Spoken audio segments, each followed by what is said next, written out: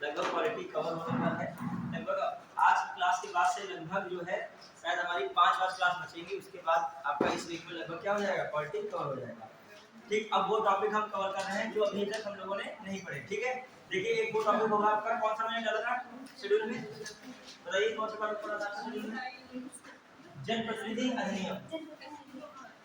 ये आपके सिलेबस में वहां से भी आया है, जनप्रतिनिधित्व प्रतिनिधित्व अधिनियम।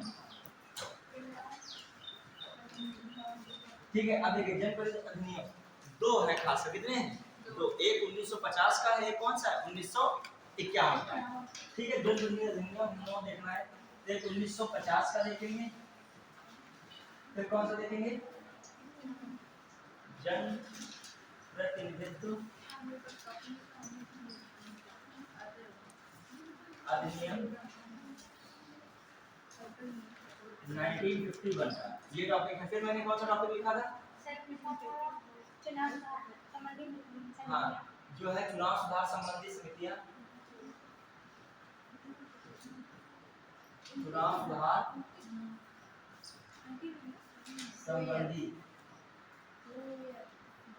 संबंधी समितियां,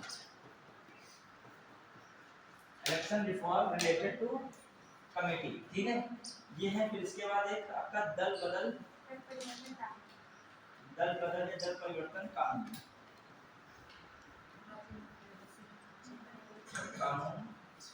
1985। क्लियर? हाँ, अब देखिए इससे संबंधित कुछ बातें हैं, जैसे इसमें कुछ क्लॉज जोड़ दिया गया था बाद में 91वां CAA 2003, इसकी बातें हम लोगों ने कल देखी भी थी कुछ। ठीक है, हाय अब ये टॉपिक आपको इस क्लास में कवर करनी है। ठीक है, थोड़ा सा स्क्रीन में भी रखेंगे। अब देखिए जनप्रतिनिधित्व अधिनियम 1950, इससे क्वेश्चन बन जाता है। अब आइए हम लोग स्टार्ट करें बेसिक से। ये टॉपिक हमने क्लियर कर दिया, इतना लगभग हम लोगों को टारगेट रखना है। जब आप पढ़ाई करते हैं तो आप भी अपने कॉपी पेन नंबर पे टारगेट ले लिया करिए, टाइम मत लिखिए। क्या लिखिए? टाइम आधा घंटे में हो जाए तो आधा घंटे में उठ जाइए, लेकिन उठते टाइम ये जरूर देखिए कि हमको रिकॉल हुआ है कि नहीं, ये सबसे महत्वपूर्ण है। तुमने कितनी देर पढ़ाई है मायने रखता है। पढ़ने के बाद कॉपी बंद करके ऐसे बैठ के कितनी बार तुम अपने आप से बात कर सकते हो, कितना अपने आप कॉपी पे लिख सकते हो, वही रियल में क्या है तुम्हारी पढ़ाई। ये कोई नहीं करता है, ज्यादातर ये लोग नहीं करते।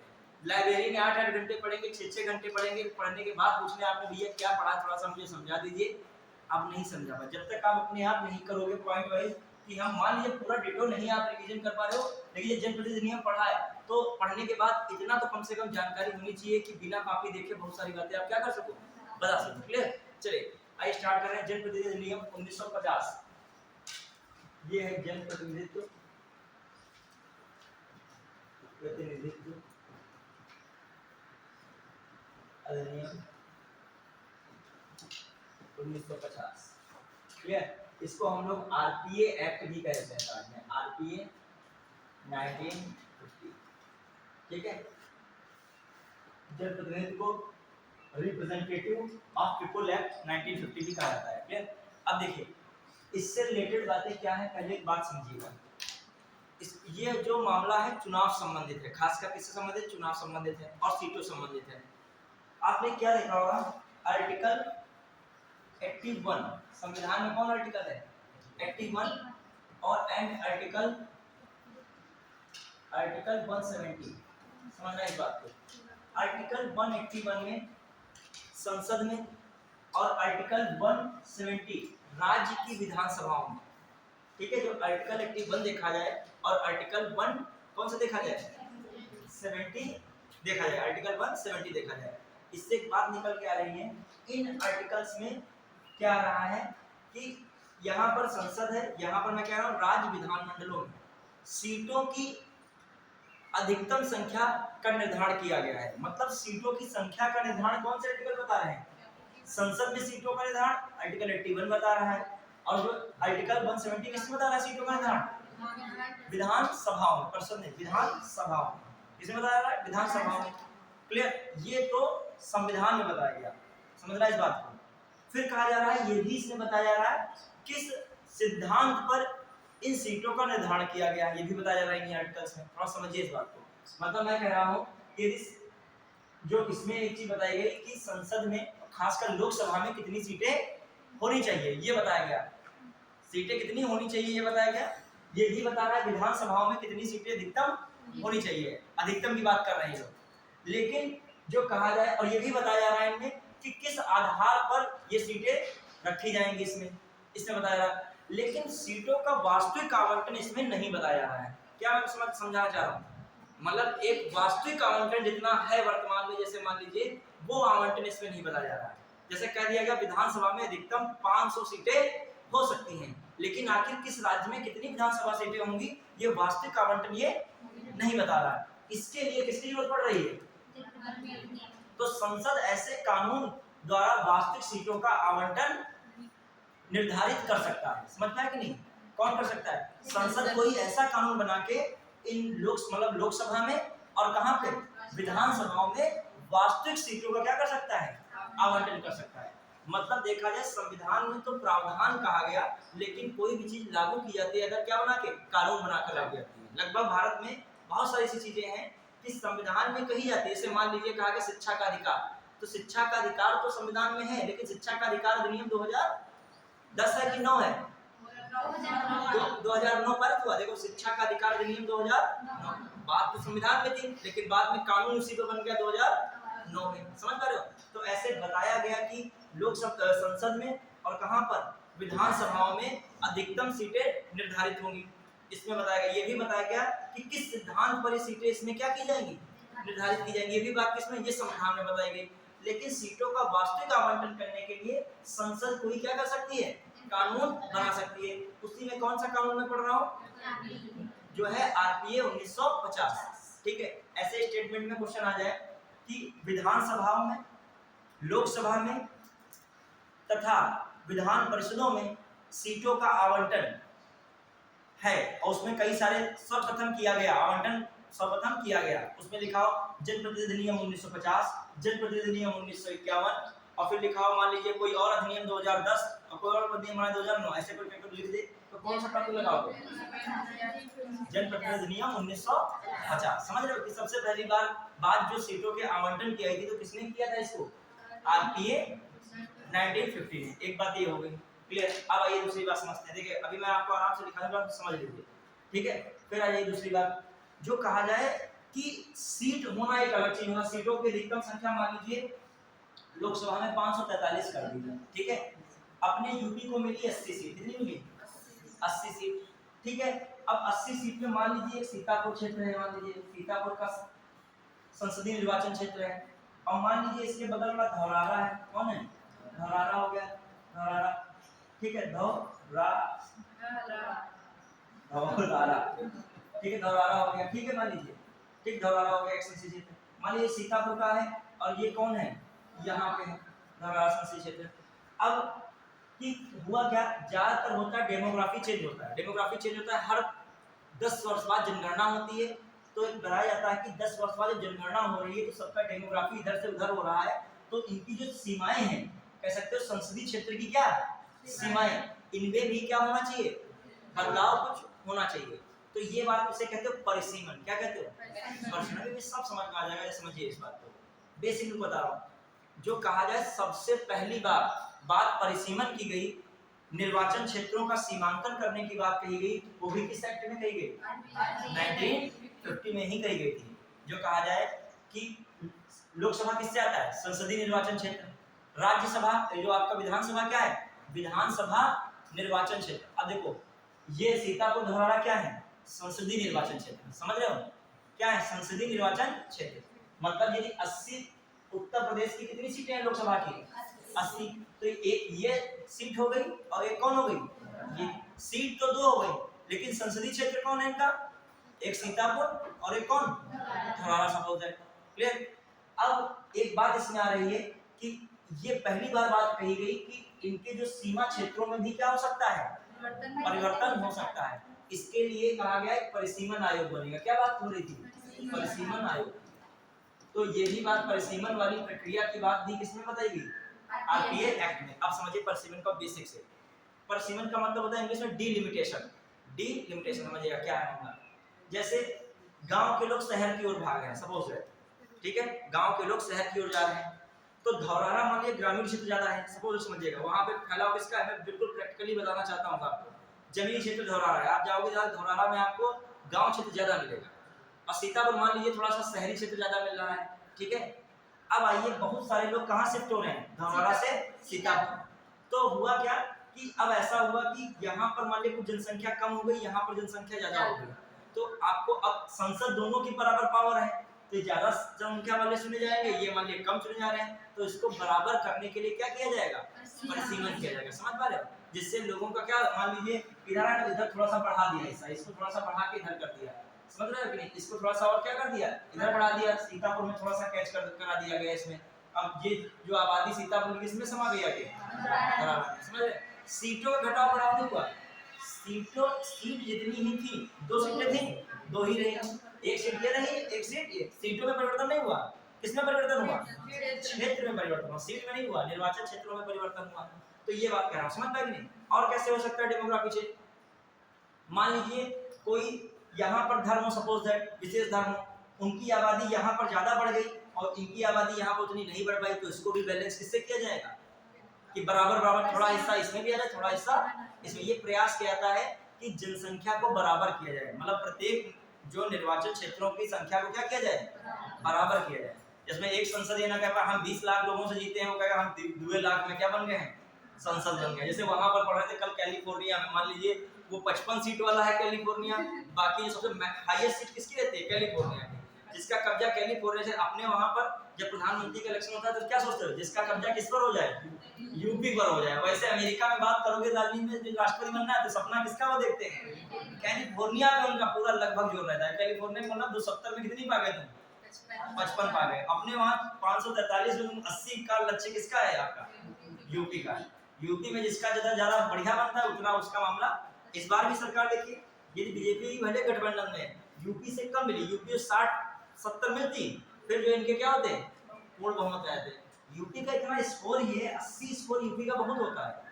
545 में सारे राज्य एक तरफ है और यूपी क्या है, मतलब यदि यूपी से खबरा के कितना मैनेज करोगे, 10-10 5-5 तो चिल्लर में मैनेज करना होगा।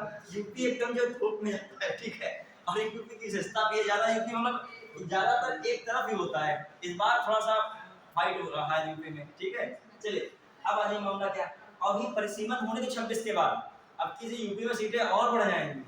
यूपी राजनीतिक दृष्टि से बहुत ज्यादा क्या हो जाएगा, मजबूत हो जाएगा। यहाँ पर वैकेंसी जो संसद की हो जाएगी और बढ़ जाएंगी। जो संसद के लोग सपना देखते हैं उनके लिए बड़ा अवसर हो जाएगा, एक इनमें 20-25 सीट शायद और बढ़ जाएंगे यूपी में, ठीक है। चलिए अभी आइए, एक बात मैंने बताई आपको, पहली बात कौन सी बताई कि सीटों का आवंटन हो गया, दूसरा सीमांकन हो गया। सीमांकन मतलब निर्वाचन क्षेत्रों का सीमांकन का मतलब होता है परिसीमन, ये भी बात हो गई। अब तीसरी बात क्या रही है, मतदाताओं की योग्यता की भी बात सबसे पहले की जा रही है किसी कानून में बनाए गए संसद के, तो कौन था, ठीक है, तैयार रखिएगा, जो मतदाता की योग्यता, ठीक है। योग्यता में मतलब आप भारत में हो, ये सब चीजें रहती हैं। फिर आ जाइए अगली बात क्या है, ये 2-3 बातें तुम्हारी किससे निकल के आ रही हैं, ठीक है। अब आइए मतदाता सूची, ये कहते हैं मतदाताओं की नामावली बन रही है, मतलब मतदाता सूची का निर्माण किया जा रहा है। ये भी किस एक्ट के तहत किया गया मतदाता सूची का निर्माण, आरपीए एक्ट, अभी से मैं एक साथ लिखवा दूंगा। फिर आ जाइए कुछ और बातें, जैसे परिसीमन हो चुका है, मतलब सीमा का निर्धारण हो चुका है, ठीक है। अब उस परिसीमन आदेश में जो किसी को भी संशोधन करने का अधिकार है वो कौन है, राष्ट्रपति। किसको अधिकार है, राष्ट्रपति, ये भी बात आ रही है इसमें। फिर आ जाइए लोकसभा और विधानसभाओं में जो SC ST सीटों का आवंटन है वो भी पहली बार किसमें आया था, आरपीए एक्ट 1950 में आया। ये सारी बातें किसमें निकल के आ रही हैं, आरपीए एक्ट 1950 नहीं, 1951 नहीं, 1950। बच्चे बहुत गलती करके 1951 में लगा देते हैं। फिर आ जाइए ECI election commission of India को पावर दिया गया, नागालैंड हो गया, ठीक है, आपका मेघालय हो गया, त्रिपुरा हो गया, और कौन हो गया, मिजोरम हो गया, ठीक है। इसमें क्या कर सकता है, ST के लिए, अनुसूचित जनजातियों के लिए सीटों का क्या कर सकता है, आरक्षण कर सकता है। ये भी कहा गया किसमें, आरपीए एक्ट या आरपीए 1950 में। तो इतनी महत्वपूर्ण बातें किसमें की गई, आरपीए में की गई, ठीक है। अब ये कौन सा था, 1950 का, क्लियर। अब ये जब चीजें हो जाएंगे उसके बाद भी बहुत सारे रिफॉर्म की जरूरत पड़ेगी। वो रिफॉर्म कौन पूरे करेगा? कौन करेगा?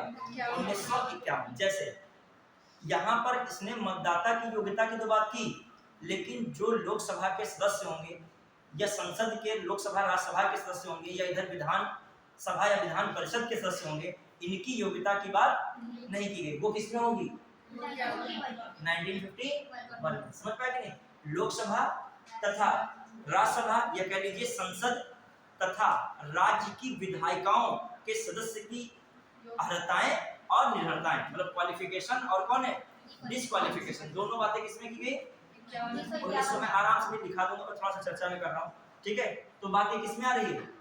1951 में। फिर जो कुछ और बातें, जैसे जो चुनाव संचालन के लिए प्रशासनिक मशीनरी होती है, चुनाव संचालन की क्या होती है? प्रशासनिक मशीनरी, जो चुनाव कराने के लिए जो पूरा तंत्र लगता है, उसकी भी बात पहली बार किसमें की गई थी? अब मैं किसकी बात कर रहा हूँ? अभी मैं दोनों को एक साथ दिखा दूंगा, ठीक है? 51 में। समझिए, मतलब चुनाव की जो संचालन के लिए प्रशासनिक एडमिनिस्ट्रेशन मशीनरी जरूरत है, वो कौन किसमें बात की जा रही है? फिर आ जाइए, अभी बहुत सारी चीजें जो वहां रह गई थी यहाँ पूरी की जाएंगी। राजनीतिक दलों का पंजीकरण करना सबसे पहले किसमें बताया गया? रजिस्ट्रेशन होना चाहिए राजनीतिक दल है, तो किसमें बताया गया? 1951 में। ये भी बताया गया जो मान्यता प्राप्त राजनीतिक दल हैं उनके उम्मीदवारों को कुछ निःशुल्क सामग्री प्रदान की जाएगी, ये भी किसमें बताया गया? 1951 में। चुनाव संबंधी कोई विवाद होगा वो भी किसमें जाएगा? 1950। उपचुनाव नहीं होता है, उपचुनाव की बात किसमें की गई? 1951 में। यहाँ तक कि जो है चुनाव से संबंधित अपराध होते हैं उनकी बात किसमें हो रही है? 1951 में। तो आप लिखिए इसको भी, और फिर किसको लिखेगा? 51 को लिखेगा। और इसी में लास्ट में एक और मैं पॉइंट कराऊंगा, परिसीमन अधिनियम। कौन है जो आपका परिसीमन अधिनियम? भी किसी एग्जाम में क्वेश्चन देख रहा था, परिसीमन अधिनियम क्या आया था? परिसीमन अधिनियम 2002। आपका जो इस समय निर्वाचन क्षेत्रों का निर्धारण किया गया है वो किस अधिनियम द्वारा किया गया है? परिसीमन अधिनियम 2002। हालांकि इसमें संशोधन 3 बार हो चुके हैं, 2003, 2008 और 2016, 3 बार। लेकिन है कौन सा? मेन मूल कौन सा है? 2002। जो आपके समय जो निर्वाचन क्षेत्रों की सीमाओं का निर्धारण है वो किस समय किस परिसीमन द्वारा है? अब 2026 के बाद नया परिसीमन आयोग बनेगा और वो परिसीमन आयोग फिर से परिसीमन करेगा। क्लियर? वो 2000 किस में आएगा? 26 के बाद। क्लियर? अब आइए लिखते हैं, स्टार्ट कर रहे हैं इसमें। तो हमने बेसिक सब आपको बताया था। देखिए ये टॉपिक होते हैं थोड़ा सा अलग, ना स्टूडेंट ज्यादा पढ़ता है ना समझता है, समझो। ये टॉपिक में टीचर ज्यादा पढ़ाते हैं, आप देखिएगा बहुत कम क्लास वगैरह आपको बहुत कम इसमें कंटेंट भी मिलेगा, ठीक है? लेकिन मेरा प्रयास क्या रहता है कि लगभग जो भी प्रावधान, जो भी पॉइंट आपके सिलेबस में हो वो सब मैं करा दूं, ठीक है? अब लिखिएगा, स्टार्ट ही करिए। अब मैं बोल रहा हूँ कुछ, ये बोल के दिखा रहा हूँ कि टाइम इसमें लगेगा, ठीक है? तो बोल दें कि लिखी दें? ठीक है, लिखिएगा। कुछ बातें बोले, कुछ लिख देंगे। देखिएगा, आर्टिकल संविधान के अनुच्छेद, संविधान के अनुच्छेद या आर्टिकल संविधान के अनुच्छेद 80 तथा संविधान के अनुच्छेद 80 तथा आर्टिकल 170 में 81 पैदा में, तो सॉरी 81 करिएगा, क्या करिए? 81 बताया था, 81 रखिएगा, ठीक है? हाँ, जो है क्या मैंने बोला था, ठीक है? संविधान के आर्टिकल 81 तथा आर्टिकल 80 170 में संसद तथा राज्य विधायिकाओं में, राज्य विधानसभाओं में, संसद तथा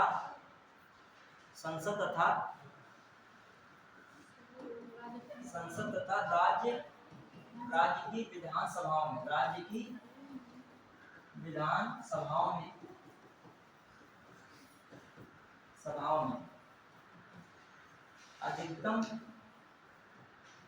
अधिकतम सीटों का निर्धारण, अधिकतम सीटों का निर्धारण का प्रावधान है। अधिकतम सीटों का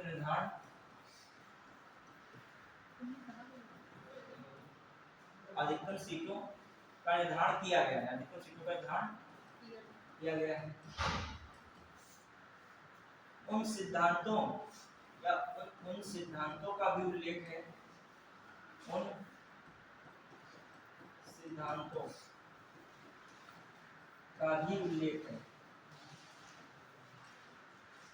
उल्लेख है जिसमें जिनके आधार पर सीटों का निर्धारण, जिनके आधार पर सीटों का क्या है, जिनके आधार पर सीटों का निर्धारण। ध्यान रखिएगा, तेजी बात हो गई। उन सिद्धांतों का भी क्या है, उल्लेख है जिनके आधार पर सीटों का क्या है, निर्धारण। क्लियर? तो ये भी एक पॉइंट हो गया। मतलब इसमें उन सीटों का भी निर्धारण किया, मतलब कैसे क्या सीटों का निर्धारण होगा, उन सिद्धांतों की भी बात की गई है। फिर मैं कह रहा हूं लोकसभा तथा राज्य की विधानसभाओं में, लोकसभा तथा राज्य की विधानसभाओं में वास्तविक सीटों का आवंटन, वास्तविक सीटों के आवंटन के लिए, वास्तविक सीटों के आवंटन के लिए संसद द्वारा कानून बनाया गया। संसद द्वारा क्या बनाया गया, कानून बनाया गया। संसद द्वारा क्या बनाया गया, कानून बनाया गया। क्लियर? अब आ जाते हैं हम लोग कि संसद द्वारा कानून बनाया गया। अब थोड़ा सा एक और बात लिखते हैं, बेसिक बिल्कुल, जो है स्वतंत्र एवं निष्पक्ष चुनाव कराने के लिए, चुनाव कराने के लिए संविधान में चुनाव आयोग संबंधी प्रावधान,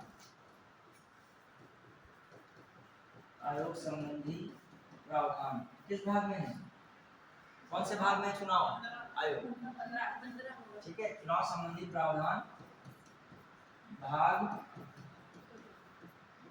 15 के अंतर्गत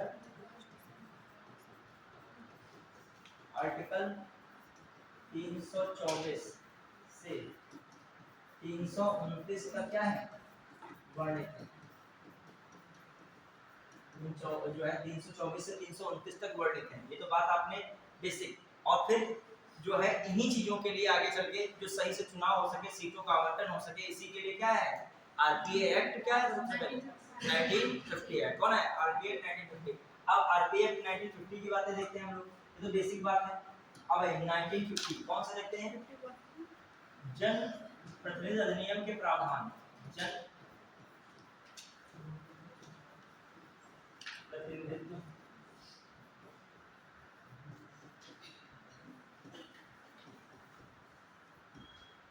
1950 के प्रावधान। ठीक है, इसमें प्रावधान में क्या, एक तो जो बात की गई इसमें लोकसभा में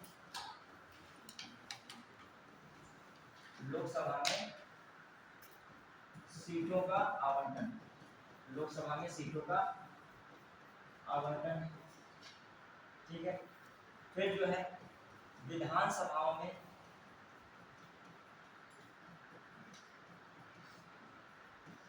सीटों का आवंटन। फिर जो देखा जाए विधान परिषद में विधान परिषदों में सीटों का आवंटन, ठीक है। जैसे लोकसभा में सीटों का आवंटन किस आर्टिकल में है, 81 में। विधानसभा में सीटों का आवंटन किसमें है, ये संविधान में तो ये लिखा है कि इसमें जो है विधानसभा में सीटों की संख्या कितनी होनी चाहिए, सीटों की संख्या अधिकतम न्यूनतम किसमें बताई गई है, अधिकतम तथा न्यूनतम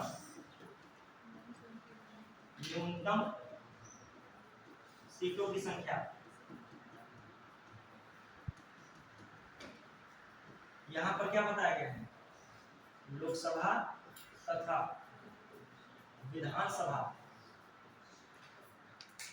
विधानसभा में अधिकतम सीटों की क्या संख्या, अधिकतम सीटों की संख्या, अधिकतम सीटों की संख्या। देखिए मैं कह रहा हूँ 81 हो गया और आर्टिकल कौन हो गया 170 हो गया। इनमें ये बताया गया संविधान में क्या बताया गया, संविधान में ये बताया गया लोकसभा का विधानसभा में 81 के अंतर्गत क्या है, लोकसभा की अधिकतम सीटें हैं और 170 में क्या है, राज्य की विधानसभा में क्या है, अधिकतम सीटें हैं। ठीक है, और 71 में क्या बताया गया, विधान परिषदों में अधिकतम और न्यूनतम सीट कितनी होनी चाहिए ये बताया गया। लेकिन जो वास्तविक सीटों का आवंटन है ये किसमें बताया गया, सब समझ रहे हैं कि ये सब बातें किसमें बताई गई, समझ रहे हो इस बातों को, समझ पाया कि नहीं। संविधान में तो ये बताया गया, पक्की सीट नहीं क्लियर की गई, संविधान में एक सीट की संख्या नहीं बताई गई संविधान में। संविधान में बताया गया अधिकतम सीट, और जो वास्तविक सीटों का आवंटन है बढ़ते घटते रहते हैं परिसीमन के आधार पे, ये सब कौन बता रहा है, जनप्रतिनिधि अधिनियम 1950। क्लियर, तो आर्टिकल भी दिमाग में रखते चलिए, संविधान से रिलेटेड चीजें। अब आ जाइए अगली बातें कुछ और हैं, जैसे लोकसभा में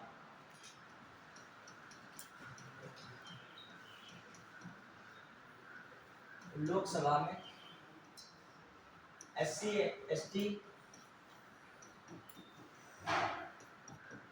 सीटों का आवंटन,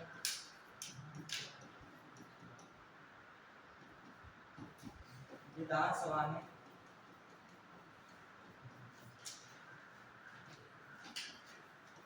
SC ST सीटों का आवंटन। ठीक है, अब अभी लोकसभा में SC ST सीटों का आवंटन हो गया, और किसमें हो गया, विधानसभा में भी SC ST सीटों का क्या हो गया, आवंटन हो गया। अब आइए देखते हैं हम लोग क्या इंपॉर्टेंट है, निर्वाचन क्षेत्रों, निर्वाचन क्षेत्रों के सीमांकन के लिए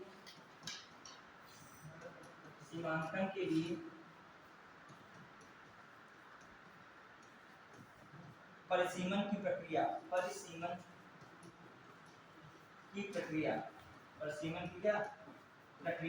ये भी बात की गई, मतलब परिसीमन वाली पहली बात किसमें आ रही है, 1950 के एक्ट में। ठीक है, फिर आ जाइए, अब मैं इसमें और कह रहा हूं कि यदि परिसीमन आदेश में, मतलब कह सकते हो इलेक्शन कमीशन ऑफ इंडिया से परामर्श के बाद राष्ट्रपति, ठीक है, राष्ट्रपति परिसीमन निर्वाचन क्षेत्रों से संबंधित परिसीमन के आदेशों में संशोधन कर सकता है। क्या कर सकता है, संशोधन कर सकता है।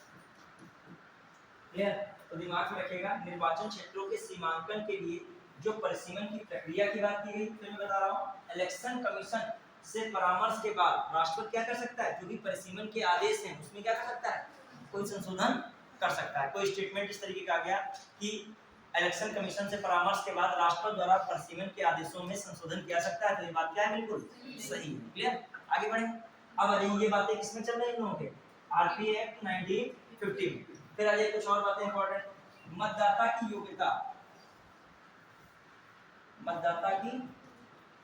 योग्यता की बात किसमें की गई, योग्यताएं, अयोग्यताओं की बात हुई, लेकिन मतदाता की योग्यता को वजह रखिएगा, योग्यताओं की बात किसमें की गई, एलपीए एक्ट। फिर आइए मतदाता नामावली का निर्माण इसमें कहा गया, इसी वाले जो है आरपीए एक्ट में कहा गया। फिर आ जाइए जो हम लोग और इसमें देखें कुछ और जो है बताई गई बातें, ईसीआई के पास नागालैंड, ठीक है, मेघालय, मिजोरम तथा त्रिपुरा त्रिपुरा के लिए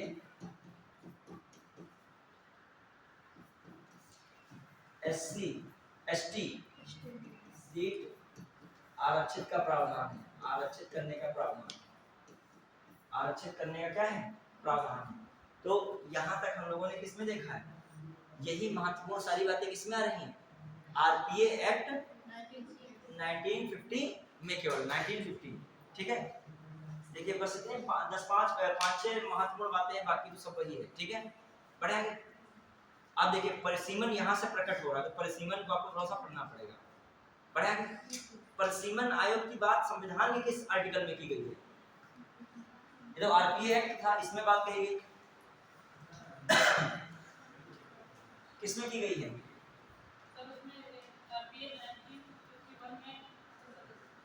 किस आर्टिकल में की, कानून में नहीं, संविधान के किस उपबंध में की गई, बताइए। संविधान के किस उपबंध में जो है, आपको कुछ इसमें दिमाग में इतना नहीं रखना है, कोई ओवरलोड नहीं रखना है, बस जो है सिंपल है। देखिए इसमें आपको दिमाग में ज्यादा ओवरलोड नहीं रखना, बस इतना मैं बता रहा हूँ। तो संविधान का उल्लेख है, संविधान की स्टार्टिंग मैंने बातें कुछ बताई। संसद हो गया, राज्य की विधानसभा में अधिकतम सीटों का निर्धारण किया गया किस आर्टिकल के तहत, 81, 81 और कितना 71। और संसद में खासकर किसका रखा गया जिनसे ध्यान, लोकसभा, और उधर किसमें है, राज्य की विधानसभाओं में। क्लियर, अब आ जाइए। लेकिन इसमें वास्तविक सीटों का आवंटन किस आधार पर किया गया है, संसद द्वारा बनाए गए कानून के आधार पर। तो वो कानून कौन था, 1950 का जनप्रतिनिधित्व अधिनियम वाला कानून था। क्लियर। फिर मैंने कहा विधान परिषद में भी, विधान परिषद में भी अधिकतम और न्यूनतम सीट किसका बताई गई, किस आर्टिकल में, आर्टिकल 171 में बताई गई। किसने बताई गई, 171 में। लेकिन इस कानून ने क्या किया, उसकी वास्तविक सीटों का आवंटन बताया किस कानून में, आरपीए एक्ट 1950 में। बस फिर मैंने क्या कहा, सीमांकन करना, मतलब एक तो सीटों का निर्धारण कर देना और दूसरा क्या कर देना, सीमाओं का निर्धारण कर देना। बस दो ही बातें हो गई। फिर मैं क्या कह रहा हूँ, मतदाता सूची का निर्माण करना, मतदाताओं की योग्यता बताना, और क्या है उसमें जो है SC ST के लिए जो है रिजर्वेशन की बात लोकसभा में करना। यही सारी बातें, रिजर्वेशन की बात नहीं करना, उसके सीटों का क्या करना, आवंटन करना। सीटों का आवंटन का मेन खेल किसमें चलता है, आरपीए एक्ट 1950 में। फिर ये सारी बातें मैंने बताई, और इसको पॉलिटी से कॉन्स्टिट्यूशन जोड़ा। तुम्हारा जो टॉपिक यही था, जनप्रतिनिधि अधिनियम 1950 पढ़ाना, लेकिन मैंने इसको क्या कर दिया, किससे जोड़ दिया है, संविधान के आर्टिकल से भी जोड़ दिया। मान लीजिए क्वेश्चन आर्टिकल से भी बन जाए तो केवल आरपीए एक्ट पढ़ के काम नहीं चलेगा, आपको क्या पढ़ना पड़ेगा इसके लिए, संविधान में जिन चीजों का उल्लेख है उसी पर लगभग क्या बनता है, कानून बनता है। ध्यान दीजिएगा, कोई भी कानून आ रहा है तो उसके पीछे जाइएगा, कहीं ना कहीं मूल रूप से वो बात कहाँ मिलेगी आपको, संविधान में मिलेगी। यदि नहीं है तो कोई संशोधन करके उस संविधान में उस बात को क्या कर दिया जाएगा, जोड़ा जाएगा। उसी पर फाइनली क्या बनेगा, आगे चल के कानून बनेगा। क्लियर। अब बढ़िए, अब ध्यान दीजिएगा, एक आर्टिकल है आपके पास, एक आपका आर्टिकल है 82। कौन सा आर्टिकल, 82 है। अब देखिए इस आर्टिकल 82 में क्या कहा गया है, ध्यान दीजिएगा। आर्टिकल 82 में किसकी बात आ रही है, कहा जा रहा है आर्टिकल 82 में संसद तथा राज्यों को, संसद तथा राज्यों को उनके संसदीय निर्वाचन क्षेत्र तथा विधानसभा निर्वाचन क्षेत्र में बंटवारा करना तथा उनका पुनर्स्थापना करना। समझ पाए कि नहीं। देखिए क्या कहने का मतलब, जो संसद होगी, ठीक है, उस संसद में कौन है, लोकसभा, राज्यसभा, तो संसदीय निर्वाचन क्षेत्र किसका बंटवारा करना, संसदीय निर्वाचन। वही बंटवारा, सीतापुर का थोड़ा सा बंटवारा किस में हो जाए, धौरहरा में, धौरहरा का थोड़ा बंटवारा किधर हो जाए, तो एक संसदीय क्षेत्र है कि नहीं, सीतापुर और धौरहरा, इनका क्या करना, बंटवारा करना। एक बात हो गई। क्लियर। दूसरी बात मैं कह रहा हूँ, अभी विधानसभा का चुनाव आया, मान लीजिए 27 विधानसभा का चुनाव आएगा, सपोज है। अब विधानसभा के चुनाव में अपना एक कौन विधानसभा, सीतापुर है, मान लीजिए एक विधानसभा कौन, महोली है, एक विधानसभा कौन, मान लीजिए, और बताइए कितनी है विधानसभा, बहुत सारी सीतापुर में, कौन है, मान लीजिए मिश्रिक, मान लीजिए। अब बताइए ये जो है विधानसभाएं हैं, इनका भी सीमाओं का क्या होना, निर्धारण करना, इनका भी क्या करना, निर्धारण करना। ये निर्धारण करना तथा इनका क्या करना, पुनर्स्थापित करना, फिर से क्या कर देना, व्यवस्थित कर देना। तो ये बात किस आर्टिकल में कही गई है, 82 में कही गई है। किसमें की गई, 82 में, मतलब 82 आर्टिकल में ये बातें की गई। किसमें की गई।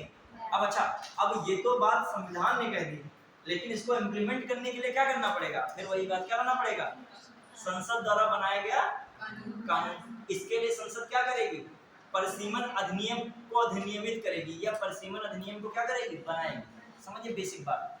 इसमें तो केवल कहा जा रहा था, इसमें ये कहा जा रहा था संसद फिर तथा प्लस कौन है, राज्य की विधानसभाओं, विधानसभाओं, ठीक है। इनका जो है संसदीय क्षेत्र है, संसदीय निर्वाचन क्षेत्र, इनका कौन है, विधानसभा निर्वाचन क्षेत्र।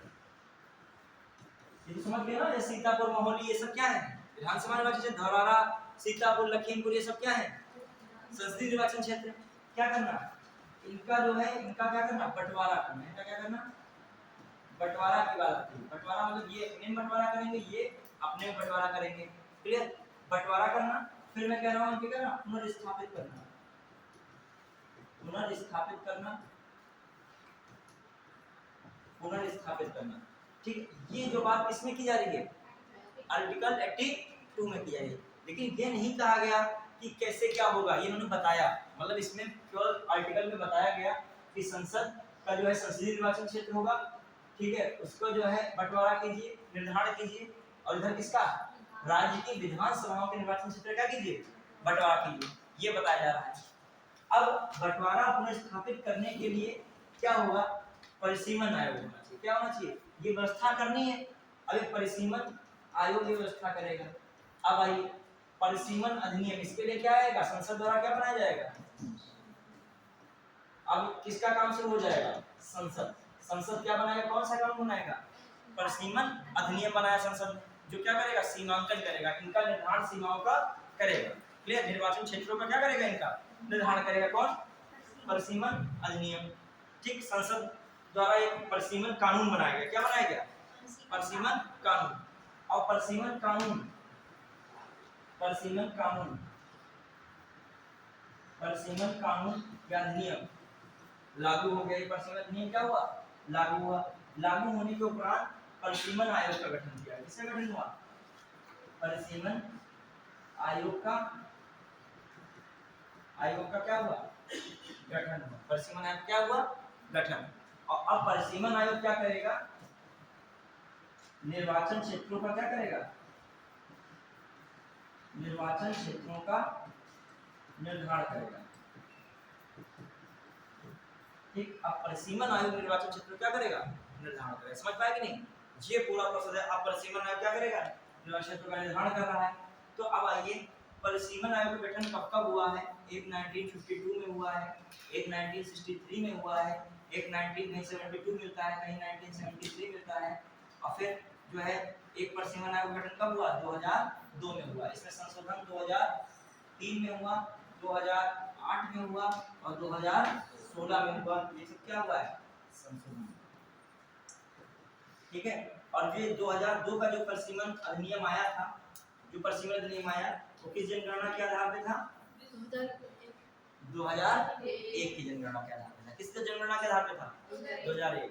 अब अभी समझा गया, आप समझिए। ये तो मैं केवल स्ट्रक्चर बना रहा हूँ कि क्वालिटी में इसको कहाँ वर्णन किया गया, लेकिन इसको इम्प्लीमेंट करने के लिए क्या संसद द्वारा पारित किया गया, परिसीमन अधिनियम। परिसीमन अधिनियम पारित हो गया, फिर इसको लागू किया गया। जैसे लागू किया गया, लागू करने के बाद क्या बनाया गया, परिसीमन आयोग। और परिसीमन आयोग के बाद काम करना शुरू किया गया।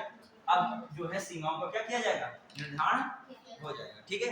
जैसे जम्मू कश्मीर और लद्दाख का भी जो है परिसीमन किया गया, तब सीटों का जो है निर्धारण किया गया। जम्मू कश्मीर में कितनी सीटें हैं परिसीमन के बाद, वर्तमान में कितने चुनाव हुआ है, 90।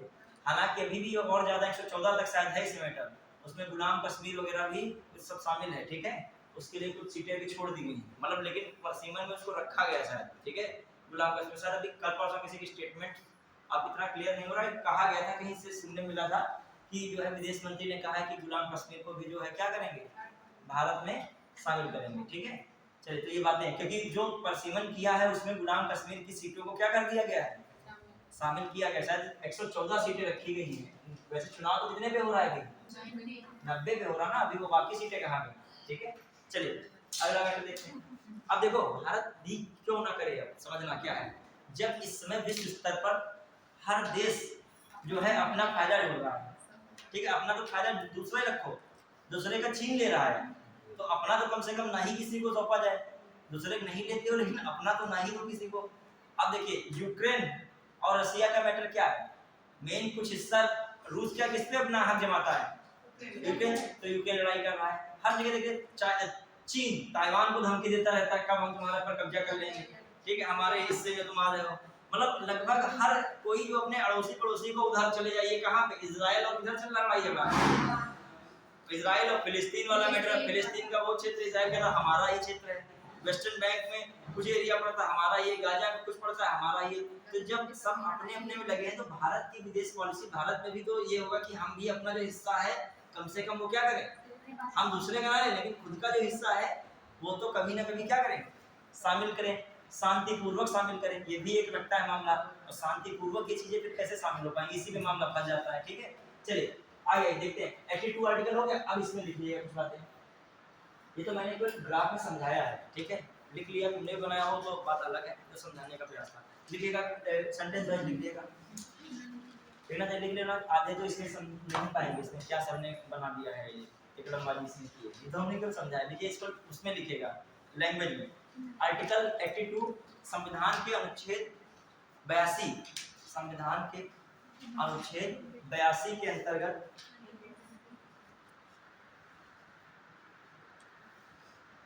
संविधान के अनुच्छेद 82 के अंतर्गत संसद 82 के अंतर्गत प्रत्येक राज्य लिखेगा संसद तथा प्रत्येक राज्य को, आर्टिकल 82 के अंतर्गत संसद तथा प्रत्येक राज्य को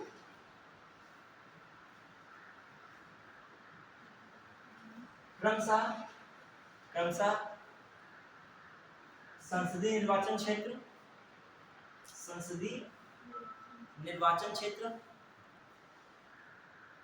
तथा संसदीय निर्वाचन क्षेत्र तथा विधानसभा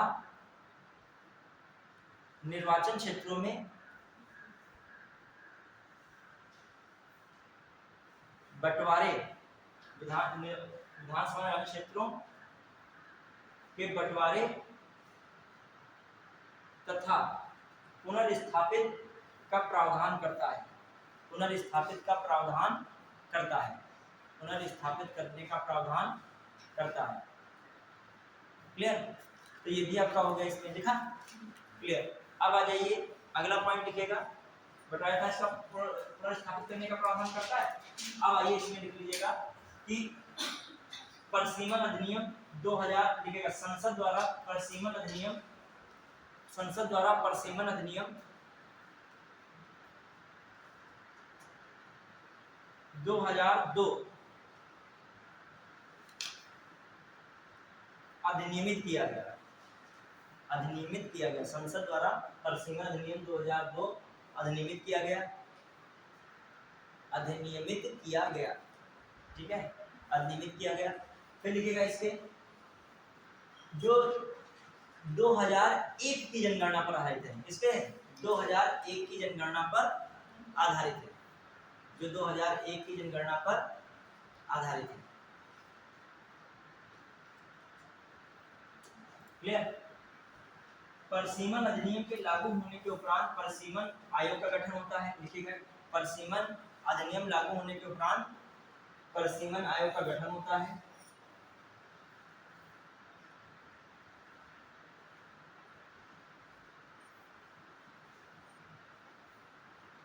ठीक है, अब देखो जो ये है, समझना ध्यान से, ये किसका निर्धारण कर रहा है, एक चीज समझिएगा, ये किसका निर्धारण कर रहा है, निर्वाचन क्षेत्रों की सीमाओं का निर्धारण कर रहा है, किसका निर्धारण कर रहा है, निर्वाचन क्षेत्र की सीमाओं का निर्धारण, कुल सीटों को बिना प्रभावित किए, समझना बात को, जो कहूं मैं तो 1971 की जनगणना के आधार पर कुल सीटों की संख्या को बिना प्रभावित किए हुए काम करेगा। बात समझ पाए कि नहीं, 1971 की जनगणना में बता दिया गया कि लोकसभा में कितनी सीटें हैं, वर्तमान में कितनी है, तो 545 थी, तो 543 है, तो 543 है, और उधर मान लिया उत्तर प्रदेश को रख रहे हैं, मान लीजिए कितनी 403 है, तो ये कुल सीट की संख्या को क्या करना है, बिना प्रभावित किए हुए क्या करना है, सीट जो क्षेत्रों का क्या करना है, निर्धारण करना है। ये थोड़ा टेक्निकल पॉइंट है। जो मैं कहूँ कुल सीटों का निर्धारण किया गया वो किस जनगणना के आधार पर किया गया, 1971। क्या बताओगे,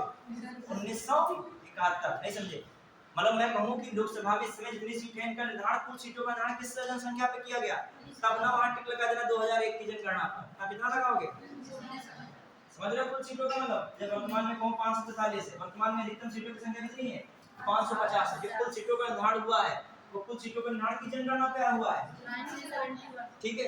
फिर मैं यदि कह रहा हूँ कि इनके निर्वाचन क्षेत्रों में जो परिवर्तन किया जा रहा है, जो इनका निर्वाचन क्षेत्र परिसीमन के आधार पे जो निर्वाचन क्षेत्रों में जो रखी गई है वहीं बदलाव नहीं होगा, वो की जनगणना के आधार पर, मतलब जो निर्वाचन क्षेत्रों की सीमाएं हैं उनका निर्धारण वर्तमान में किस जनगणना के आधार से, 2001। स्टूडेंट क्या करता है, दोनों को एक ही समझ बैठता है कि अब मैं कह रहा हूँ कि निर्वाचन क्षेत्रों की सीमा का निर्धारण है वो की जनगणना के आधार पर इसमें 2001 की जनगणना। मैं कह रहा हूँ कुल सीटों का निर्धारण कितने पे है, 1900।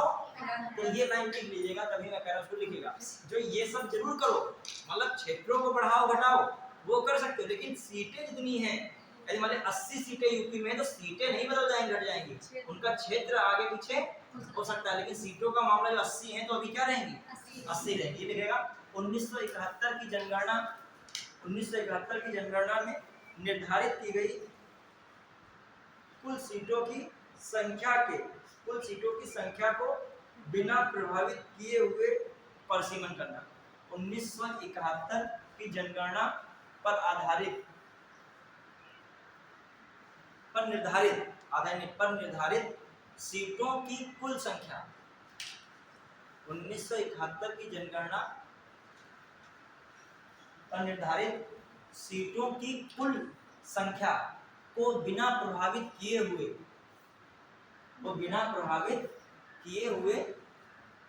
सीमांकन करना, निर्वाचन क्षेत्रों का सीमांकन करना, निर्वाचन क्षेत्रों का सीमांकन करना। अब यह सीमांकन किसके द्वारा किया जाएगा, जो परिसीमन अधिनियम 2002, क्लियर, परिसीमन अधिनियम 2002, संशोधन इसमें लेकिन हुआ है 2003 में, 2008 में और फाइनली 2016 में, क्लियर। लेकिन मूल रूप से परिसीमन ये कौन सा चल रहा है, 2002, क्लियर। और ये भी लिखना परिसीमन जो अभी तक कितने बने हैं लिख लीजिएगा, 1992 के ऑप्शन 4, इनमें से किसी में परिसीमन नहीं बनाया गया तो इसमें 4 ऑप्शन के अलावा इनमें से कोई सन मिल जाएगा, मान लो 1980 मिल जाए तो क्या है परिसीमन नहीं, तो लिख लेगा 1952, 1953, 1963 और फिर क्या है 72 और 2002 लिख लीजिएगा इसमें एक बार, क्लियर। तो ये भी दिमाग में रखिएगा।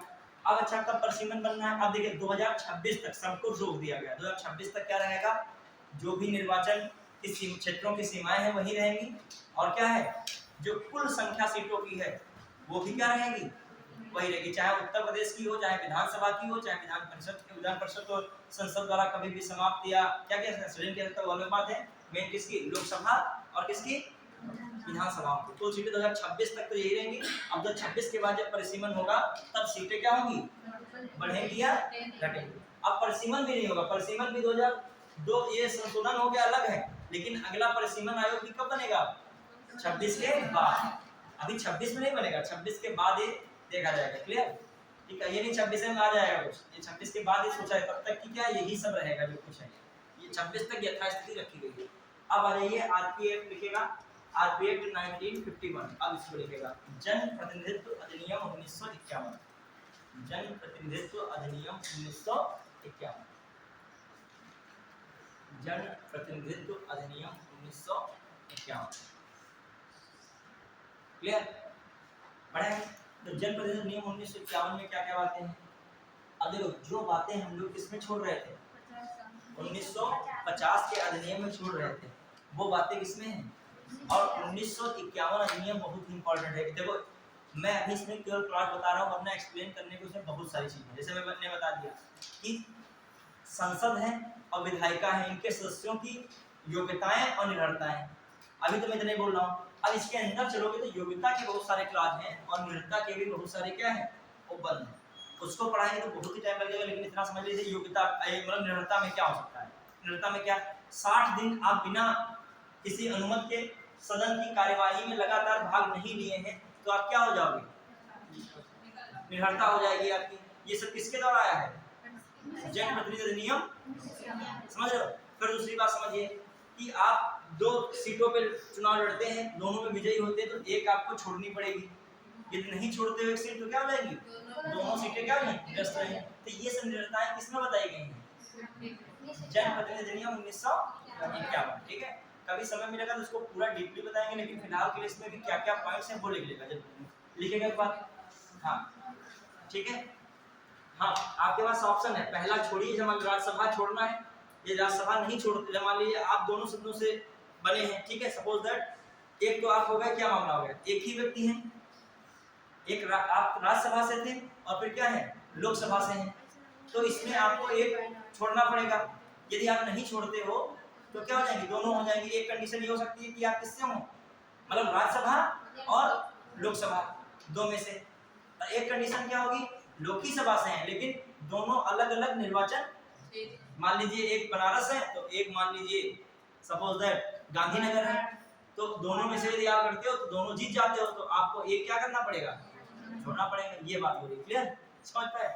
आप बताओ एक नहीं लोग जीत पा रहे हैं, आपको कितने जीतने हैं, मान राहुल गांधी भी 2 जगह जीते और एक जगह उन्होंने क्या किया, कहाँ की छोड़ी, साउथ की छोड़ी कि नॉर्थ की छोड़ी, साउथ की छोड़ी उन्होंने, और कहाँ की पकड़ी, रायबरेली। हमारे रायबरेली जो है आपका कहाँ है, यूपी में रीजन है, तो यूपी की सीट कोई जल्दी छोड़ता नहीं है। दक्षिण भारत में केरल के पास कितनी लोकसभा सीटें बताइए, 21 है, 20 है, बताइए लोग, 21 है। अब बताओ केरल 21, यूपी कितना 80, तो कोई तर्क पूछे कि क्यों छोड़ दिया, तो आप कैसे नहीं छोड़े, 80 वाले को छोड़ा जाए कि 20-21 वाले को छोड़ा जाए।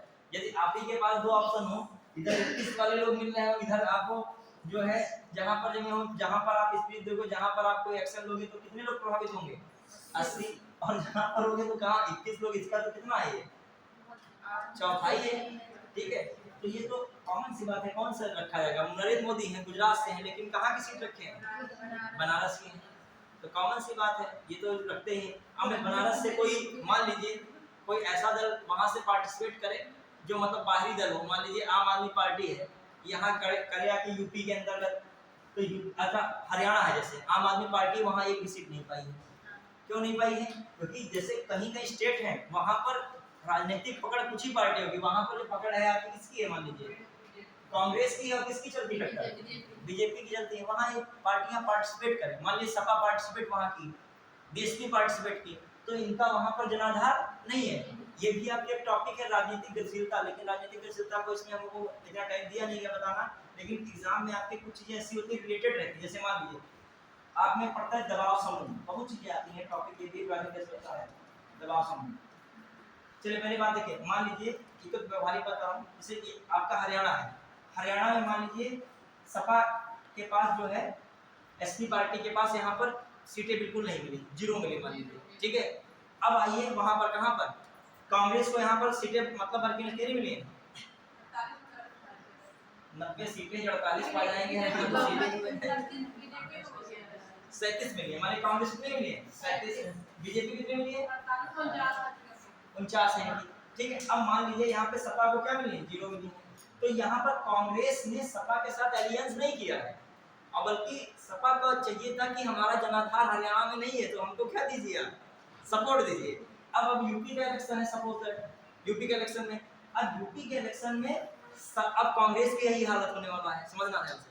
अब ये जो है सपा से क्या मांगेंगे, एलियंस मांगेगी, यहाँ की क्षेत्रीय पार्टी में कौन मजबूती में है, सपा है, मतलब जो देखा है जनाधार सपा का है, मतलब अपोजिशन ठीक है सपा का, यहाँ किसका अपोजिशन डाउन है, कांग्रेस का, यहाँ पे इतना क्षेत्रीय पार्टी में नहीं, इतना इन लोगों का क्षेत्रीय पार्टी बसपा सपा का होगा, तो अब ये किससे कोलिजन मांगेंगे, अब सपा इनको हाथ मिलाने का प्रयास करेगी यहाँ पर, तो ये चीजें बड़ी घुमाव, राजनीति में कोई किसी का सगा नहीं होता। अभी चुनाव जब लोकसभा था तो सपा और कांग्रेस क्या करी थी, साथ लड़े थे, दोनों लोग बहुत अच्छे से लड़े थे, लगा था कभी साथ छूटेगा नहीं, यही धीरे धीरे क्या सिस्टम बदल जाता है।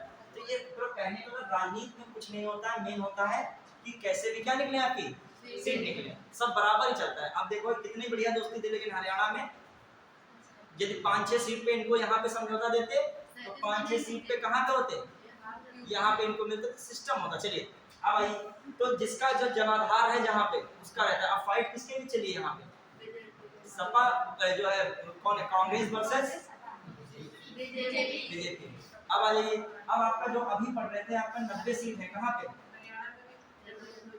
जम्मू कश्मीर में। जम्मू कश्मीर में जम्मू कश्मीर दो भाग में है, एक कश्मीर में चलाता है, कौन चलाता है, जम्मू कश्मीर घाटी में सीटों की संख्या क्या ज्यादा है, और वहां पर जैसे मान लीजिए बीजेपी 0 पाई है, ठीक है, कितनी सीट पाई वहां पे, 0 पाई है, क्योंकि कश्मीर घाटी में बीजेपी का कोई बहुमत नहीं मिला, बल्कि कितने लाख करोड़ के वहां पर इन्वेस्टमेंट इतना भी मान लीजिए कोई क्षेत्र में नहीं किया होगा। लेकिन जम्मू में शायद इतना किया यहाँ भी है, लेकिन ज्यादा कश्मीर तरफ भी बहुत हुआ है। अब यहाँ पे वो 29 पा भी गए हैं, यहाँ पर वो सीट कश्मीर घाटी में जो है कुछ भी नहीं पाए हैं, समझ लीजिए। यहाँ पर सीटें जो कुछ मिली वो मिली है, ठीक है। चलिए अब आगे हम देख रहे हैं, चलिए देखिए हर जगह पे सबकी अलग अलग राजनीतिक कहता हूँ क्या होती है, पकड़ो। यहाँ पर कौन कश्मीर घाटी में ज्यादा ले गया, कांग्रेस ले गई, यहाँ पे कौन ले गया, कांग्रेस। और वहां पर हरियाणा में कांग्रेस क्या हो गई, पीछे हो गई। तो हर क्षेत्र में अलग अलग राजनीतिक पार्टियों क्या है पकड़। अब दिल्ली का विधानसभा चुनाव होता है, उसमें किसकी पावर बहुत बढ़ जाती है, आम आदमी पार्टी की, और यहाँ पर 0 है वहां पर हीरो है, तो कुछ भी कहा नहीं आता राजनीति में, ठीक है। मतलब इंडिया का देखिए विविधता कितनी तगड़ी है, मतलब हर राज्य में राजनीतिक विविधता भी है, ये नहीं है यहाँ देश में कि सब जगह। तो भैया संविधान में अनुच्छेद तो बढ़ेंगे ही हर जगह पे, मतलब हर जगह पे विविधता, इसका मतलब मतदाताओं विविधता, संस्कृति विविधता, कल्चर विविधता, विचारधारा विविधता, सब जगह क्या मिल रही है आपको, डिफरेंस ही मिल रहा है। तो अब सबके मन की बातें कहाँ पे रखनी है, संविधान में भी आ जाए, तो ये संविधान के क्लॉज पर क्लॉज बढ़ेंगे, संशोधन तो होंगे ही होंगे। अब वहाँ की डिमांड कुछ और होगी, जम्मू कश्मीर के लिए कुछ और संशोधन न करना पड़ जाए। चलिए आइए अब देख रहे हैं हम लोग किसके, आरपी में पहली बार लिखेगा, फटाक से लाइन लिख जाएगा पॉइंट है, संसद लिखे पहला लाइन, संसद तथा राज्य विधायिकाओं के सदस्यों की योग्यता एवं निर्भरताएं, अर्हताएं निर्भरताएं लिख पाओगे, अर्हताएं एवं निर्भरताएं, अर्हताएं एवं निर्भरताएं मतलब क्वालिफिकेशन और डिसक्वालिफिकेशन, अर्हताएं एवं निर्भरताएं। कुछ लोग जो है 2-4 घंटे नींद ले लेते हैं, ऐसा क्या करते हो रात में, नींद का है मोबाइल दिन में नहीं समझ आता है कि पंखे का हवा लगे तो नींद आ जाती है, ठीक है, हमें नहीं आती है, हम तो एकदम फ्रेश रहते हैं। ये नहीं है, देखो उनको कहते दिमाग कर जाए, पैर जब दर्द होगा दिमाग भी चलना बंद हो जाएगा, ठीक है, दोनों चीजें रहेंगी, तुम्हारा कनेक्शन पैर पे ही आ जाएगा। अभी मैं 4 घंटे पढ़ा के आ रहा हूँ और तुम्हारा भी 3 घंटे पढ़ाऊंगा, और बिल्कुल जब अभी मैं आप साथ बैठूँ जो वहाँ पे अपना बैठूंगा 20 घंटों में, कहीं नींद अपने माइंड पे है, तुमने माइंड में जहाँ रिलैक्स सोचा नींद फटाक से तुमको अपने उसमें ले लेगी, अपने जो आवेश में नींद, ठीक। आइए देखिए पहला क्या है, अभी हम बिल्कुल फ्रेश लगे, तुमको लग रहा है तुम अभी हम पढ़ाने आए, लेकिन हम 4 घंटा सुबह का 4 से 5 घंटा हम क्या कर चुके हैं, जान भी नहीं पाओगे हम। अभी 7 घंटे के बाद भी हम अभी पढ़ा रहे हो, जो बैच बैठी होगी उसको लगेगा हम बिल्कुल फ्रेश आए, और उसको लगेगा हम ही बहुत कमाई किए बैठे हैं 3 घंटा, ठीक है। आइए आइए क्या पहली बात कौन होगी, संसद की मैंने क्या कहा, राज्य की विधायिकाओं की क्या अर्हताएं एवं निर्भरताएं। फिर अगला पॉइंट है, दूसरा पॉइंट है देखिएगा, दूसरा पॉइंट सबसे इंपॉर्टेंट है, आम चुनावों की अधिसूचना जारी करना। क्या है, आम चुनावों की अधिसूचना, आम चुनावों की अधिसूचना, आम चुनाव की अधिसूचना जारी करना, ठीक है। चुनाव संचालन के लिए प्रशासनिक मशीनरी, देखिएगा चुनाव संचालन के लिए प्रशासनिक मशीनरी, चुनाव संचालन के लिए क्या है, प्रशासनिक मशीनरी, चुनाव संचालन के लिए प्रशासनिक मशीनरी, क्लियर। चुनाव संचालन की क्या है, प्रशासनिक मशीनरी, ये भी हो गया। अब देखिए लिखिएगा राजनीतिक दलों का पंजीकरण, इस अधिनियम में क्या है, राजनीतिक दलों का पंजीकरण, राजनीतिक दलों का पंजीकरण, राजनीतिक दलों का पंजीकरण, समझ रहे, रजिस्ट्रेशन किसका, पॉलिटिकल पार्टीज का, ठीक है। अब आइए एजुकेशन का पॉलिटी से बहुत रिलेशन है, और खासकर जो पॉलिटिकल साइंस पढ़ते हो जब तक पॉलिटिक्स की व्यवहारिक चीज नहीं जानोगे, जैसे हमारे दल बदल हमने खूब पढ़ाया, तुम जब तक प्रैक्टिकली नहीं दल बदल को समझोगे तब तक तुम रटते रहोगे। और 52वां संविधान संशोधन 1985 में 2/3 इधर गया 2/3 इधर गया, नहीं, जब तक आप क्या नहीं देखो उसको, कोई न्यूज़पेपर में चीज आए तो उसको प्रैक्टिकली पढ़िए और जोड़िए कहाँ से, उसी में समा मत जाइए, उसी में लड़ाई झगड़े में जुड़े रहिए, नहीं करना है, ठीक है। अपनी अपनी नौकरी पक्की करो, ठीक है। फिर आइए क्या हो गया, अगला पॉइंट लिखिएगा, चुनाव संचालन करना। ये भी एक अलग है, ये वो एक था प्रशासनिक मशीनरी, एक है केवल चुनाव संचालन करना। चुनाव संचालन करना, चुनाव संचालन करना एक अलग पॉइंट है। अब लिखेगा राजनीतिक, या लिखेगा, लिखिए मान्यता प्राप्त, लिखिएगा मान्यता प्राप्त राजनीतिक, मान्यता प्राप्त राजनीतिक दलों के, मान्यता प्राप्त राजनीतिक दलों के उम्मीदवारों को, मान्यता प्राप्त राजनीतिक दलों के उम्मीदवारों को कुछ सामग्रियां निःशुल्क प्रदान करना, कुछ सामग्रियां निःशुल्क प्रदान करना। जैसे क्या मिलता है? ये बहुत सारी चीजें होती है, आवंटन होता है, कुछ चुनाव चिन्ह कुछ बांट दिया गया, मान लीजिए कुछ चुनाव निशानी बांट दिए गए, फ्री में कुछ ले जाइए, कुछ थोड़ा थोड़ा बांटा जाएगा बांटने के लिए, ठीक है। फिर आइए बहुत सारी चीजें होती हैं। हाँ फिर आइए हो गया, कुछ सामग्री निःशुल्क क्या करना, एक मान लीजिए कोई स्टेटमेंट आ गया, तुम पता नहीं कहाँ लगाओगे, तो इधर नहीं लगे भाई, इसीलिए मैं बता दिया। ये कोई प्रोविजन होता है तो उसकी बातें महत्वपूर्ण होती है। फिर लिखेगा चुनाव संबंधी विवाद, ये भी किसमें आ जाएगा, चुनाव संबंधी विवाद, इसी आरपीए 1951 में आ जाएगा। चुनाव संबंधी विवाद ये किसमें है, 1951 के है एक्ट में, ठीक है। फिर आ जाइए अगला लिखिए, उपचुनाव भी इसमें आता है। कौन है उपचुनाव, उपचुनाव भी किसमें है, इसी के अंतर्गत है। भ्रष्टाचार, लिखिएगा भ्रष्टाचार, भ्रष्टाचार का भी मामला जो भी चुनाव संबंधित होता है, जो प्रत्याशी संबंधित होता है, वो भी किसमें आएगा, इसमें। फिर लिखिए चुनाव संबंधित अपराध,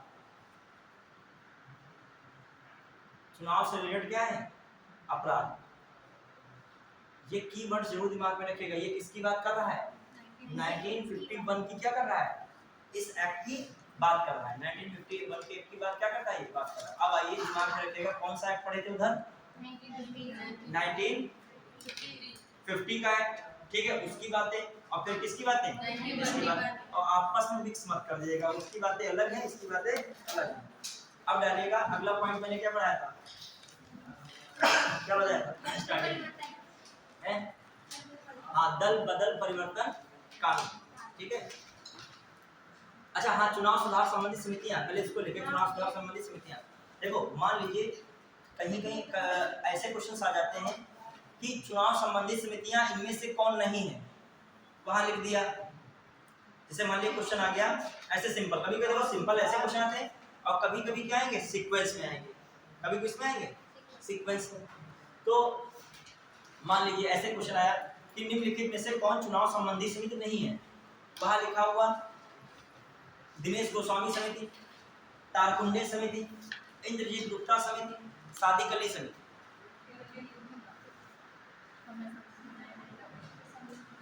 ये सब बहुत जो फेमस समितियां हैं। अब जैसे किसी स्टूडेंट ने बस एक बार सरसरी निगाह से केवल क्या देखा होगा, इस टॉपिक को, बस ऐसे समितियां देख लिया होगा, उसका काम यहाँ पे क्या हो गया होगा, चल गया होगा, ठीक है।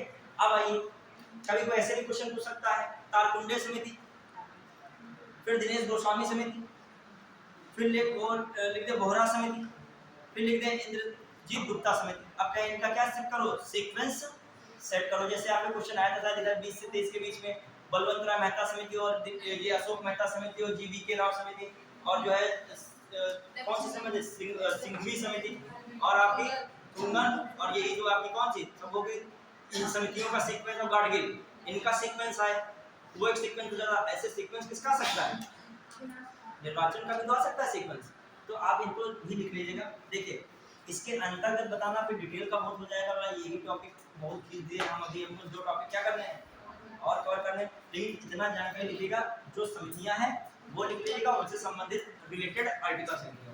पहले लिखिएगा बहुत फेमस समिति रही है तारकुंडे समिति, लिखिएगा सबसे ज्यादा पूछी जाती है तारकुंडे समिति, लिखिएगा तारकुंडे समिति का गठन, तारकुंडे समिति का गठन। पहले ऊपर हेडिंग डाल दीजिएगा, चुनाव सुधार संबंधित महत्वपूर्ण समितियां, ये जरूर लिख दीजिएगा, जाने ना पाओ क्या लिख रहे हो, ठीक है। कोई विषय पढ़ रहे हो, पापा मुझे क्या पढ़ रहे हो भैया, तो बताने में हकला जाओ, पापा कहेंगे ये विषय पढ़ रहे हो, ठीक है। जो सही से नहीं पढ़ो, एक स्टूडेंट हमारे पास कंप्लेन लेके आया, पता कह रहा है पापा कह रहे हैं तुम बेकार पढ़ रहे हो, हिस्ट्री ऐसे पढ़ी ही नहीं जाती है। हिस्ट्री जो है सब राजाओं का युद्ध याद करके पढ़ी जाती है। राजा क्या है हिस्ट्री में, हम बताओ, हम पढ़ डाले तुम्हारी जगह पर। तो हमने कहा तुम तो पढ़ोगे नहीं घर में घंटे, तो पापा तो कहेंगे हम पढ़ डाले तुम्हारी जगह पर, ठीक है। तो पढ़ना बहुत जरूरी है, तुम नहीं पढ़ोगे घर वाले जज कर रहे हैं, तुम ध्यान नहीं दे रहे हो। तुम यहाँ से 4 घंटे पढ़ते हो, जाते हो तो घर वाले सोच रहे हैं हाँ पढ़ाई तुम्हारी, और 2-4 घंटा घर में पढ़ोगे। ये भी नहीं यहाँ पढ़ गया घर में कापी किताब तो कहेंगे घर वाले हो गया उदाम, ये बस आते हैं वहां से पढ़ के कापी क्या कर देते हैं। अब वो एक स्टूडेंट था, कहता पापा हमको 2-4 दिन कोचिंग नहीं भेज रहे हैं पढ़ने के लिए कहीं भी। वो कह रहा था कि हमारे पापा कहते हैं तुम पढ़ना जानते ही नहीं हो, ऐसे थोड़ी पढ़ा जाता है। हिस्ट्री खोलो तो पूरा पढ़ लो, क्वालिटी में है ही क्या, ये आर्टिकल रटने हैं रट डालो, इसमें कौन सी बड़ी बात है। तो सही तो बता रहे हैं, रट डालो बैठ के, लेकिन नहीं रील देखो कैसे रटोगे, ठीक है। लिखेगा पापा सही कह, पापा अच्छे सोचते हैं कि पढ़ने में बट टूटे पड़े हो बिल्कुल। रात दिन जब हम मेहनत रात दिन कर रहे थे, ये बच्चा क्या कर रहा है हमारा, पढ़ाई रात दिन कर रहा है। तो उनको हम मेहनत करके जीविकोपार्जन कर रहे हैं, तो ये पढ़ाई में कौन सा इसमें है। सही सोचते हैं कि तुमको 12 घंटा किसमें छोड़ा गया बताओ, इसमें 24 घंटा तुमको 1-2 घंटे घर में काम कर दो, तो कौन सा ऐसा है बड़ा जो है, थोड़ा बहुत चली जाता है, कितना आपको छोड़ा गया। अभी कहा जाए तो मशीन पे आपको 9 घंटे खड़े होकर काम करना है, तब पढ़ाई करना क्या हो जाएगा, टास्क हो जाएगी। तुमको टाइम निकालना है इधर का उधर का, थकान आ रही है, गिर पड़ रहे हो, सो रहे हो, तो अब तुम्हारी मजबूरी है, तुम बढ़िया सुबह फ्रेश माइंड उठे हो, आराम से जो है ब्रश व्रश किए हो, खाए पिए हो। अब लक्ष्य क्या है दिन भर का, सोने से पहले तुम्हारा टारगेट कंप्लीट हो रहा है कि नहीं बताओ। इसमें भी कोई आराम से, कोई खड़े हो तुम आराम से, बैठे आराम से पढ़ रहे हो, क्या है जो एनर्जी ऐसी जा रही है, दिमाग चल रहा है बस। अभी देखो जाके धूप में देखो भयंकर धूप, इसमें भी पत्थर तोड़ने हो, देखो ये तो कहोगे यही आसान है, तारकुंडे ही आसान है, देखो ठीक है। और इससे सम्मान भी मिलेगा, आगे आपके जीविकोपार्जन भी बढ़िया चलेगी, ठीक है। तारकुंडे समिति का गठन जयप्रकाश नारायण की, ठीक है। तारकुंडे समिति का गठन, तारकुंडे समिति का गठन जयप्रकाश नारायण की संपूर्ण सर्वोदय क्रांति 1974 के दौरान किया गया। तारकुंडे समिति का गठन जयप्रकाश नारायण की संपूर्ण सर्वोदय क्रांति, संपूर्ण सर्वोदय क्रांति के दौरान 1974 में किया गया, 1974 में किया गया, ठीक है। यह है गैर सरकारी समिति, यह एक क्या थी, गैर सरकारी समिति, यह एक गैर सरकारी समिति, यह एक गैर सरकारी समिति थी, ठीक है। यह कैसी समिति, गैर सरकारी समिति। लिखेगा इसने 1975 में अपनी रिपोर्ट दी, इसने 1975 में अपनी रिपोर्ट सौंपी। इसने कब अपनी रिपोर्ट सौंपी, 1975 में अपनी रिपोर्ट सौंपी। दूसरी बात लिखिएगा, ये हो गया। फिर आइए अगला जो है पॉइंट लिखिए, 1972 में इसने अपनी रिपोर्ट 75 में रिपोर्ट सौंपी। अगली समिति लिखेगा दिनेश गोस्वामी समिति, लिखेगा चुनाव सुधार संबंधी महत्वपूर्ण समिति, दिनेश गोस्वामी समिति, चुनाव सुधार संबंधी महत्वपूर्ण समिति, दिनेश गोस्वामी समिति। दिनेश गोस्वामी समिति कब आ रही है, 1919, दिनेश गोस्वामी समिति, लिखा दिनेश गोस्वामी समिति 1919, ठीक है। फिर आ जाइए एक और लिखेगा राजनीतिक एवं अपराधियों के साठगांठ की जांच संबंधी राजनीति एवं अपराध की साठगांठ की जांच संबंधी समिति, बोहरा समिति, संबंधित बोहरा समिति लिखेगा। राजनीति एवं अपराधी कण के बीच साठगांठ संबंधी जांच समिति कौन है, वो नहीं, ये नहीं, दिनेश गोस्वामी तो हो चुका था। दिनेश गोस्वामी सिंपल लिखना था। चुनाव सुधार संबंधित महत्वपूर्ण समिति कौन है, दिनेश गोस्वामी समिति, ब्रैकेट में क्या लिखना था, 1990, ये हो गया था। अब मैं कह रहा हूँ था राजनीति तथा अपराधी कण, जो अपराधी होते हैं उनके बीच क्या होती है, साठगांठ की जांच संबंधी जो कोई समिति एक है प्रसिद्ध, तो कौन सी है, बोहरा समिति। कौन समिति है, बोहरा बोहरा समिति कौन समिति? अरे नाम ही याद रखो, कुछ ना लगा जो बोले को सीधे बोहरा समिति लिखो। चुनाव संबंधी समिति कौन? बोहरा समिति कब बनी? 1993 में। बोहरा समिति कब बनी? 1993। फिर आ जाइए एक और, हाँ एक और समिति लिख लीजिएगा, ठीक है? एक और समिति लिखिएगा, बहुत इंपॉर्टेंट है, इंद्रजीत गुप्ता समिति। इंद्रजीत गुप्ता समिति 1998। इंद्रजीत गुप्ता समिति कब बनी? 1998। क्लियर? तो ये भी चुनाव से संबंधित महत्वपूर्ण समिति, वित्त से संबंधित, सरकारी खर्च, पैसा खर्च होता चुनाव से रिलेटेड संबंधित समिति कौन? इंद्रजीत गुप्ता समिति। अब आइए, अब बताइए कौन सी समितियां हैं? एक बार सीक्वेंस दिमाग में रखेगा, जो सीक्वेंस सेट करने को आ जाए तो पहले किसको रखोगे? ताकुंडे को, फिर किसको रखोगे? दिनेश गोस्वामी को, और फिर बोहरा, और फिर कौन है? अब मैंने क्वेश्चन आपसे पूछा था कि इनमें से कौन सी समिति जो है चुनाव से संबंधित नहीं है, तो आपने कौन बताना था? सादिक अली। कौन बताना था? मैंने दिनेश गोस्वामी का नाम लिया था, इंद्रजीत गुप्ता का नाम लिया था, ताकुंडे का नाम लिया था, और फिर किसका नाम लिया? सादिक अली। तो किसको लगा हटा देते? सादिक अली जो है किससे रिलेटेड हो जाते हैं? देखा जाए पंचायत संबंधित है। जो स्थानीय निकाय संबंधित कौन है? आपने कितनी पढ़ी थी बलवंत राय मेहता वगैरह, तो इन पढ़े थे? हाँ, तो उसी में एक और वही उसी से रिलेटेड, उसी क्षेत्र से रिलेटेड कौन है? सादिक अली। अब एक मैंने आपको एक वो भेजा होगा व्हाट्सएप पे, जो ग्रुप है जो आपका, उसमें मैंने कुछ समितियां भेजी होंगी, याद कीजिएगा, वो एक पेज भेजा था, उसको भी देख लीजिएगा। बहुत सारी पंचायत रिलेटेड क्या बनी है? समितियां बनी है, उनको भी उप समितियां हैं, समितियां साइड की, वरना तो मैंने मेन में तो बता ही दी थी। अब एक चीज बताइए, जब समय पढ़ रहे थे तो कौन थी? एक बार रिकॉल करो, कौन थी पढ़ रहे थे? बलवंत, आपसे भी संग पूछ रहा हूँ, बलवंत राय मेहता। इसमें से एक लाइन बोल, किसी से नहीं पूछ रहा हूँ, तुरंत लोगों का अंदर से भाव जो है घबराहट वाला बदल जाएगा। ऐसे शांति जो है सर की जिम्मेदारी लिखेंगे सर। अभी इसमें से कहते हैं ये बताओ वो बताओ, तो जो है इमेज भी चाहते हो, पढ़ना भी नहीं चाहते हो, सम्मान भी चाहते हो, ठीक है? चलिए हाँ, मेरा ये बलवंत राय मेहता से दूसरी कौन है? तुम लोग सब बताओ। अशोक मेहता, सीक्वेंस से बताना,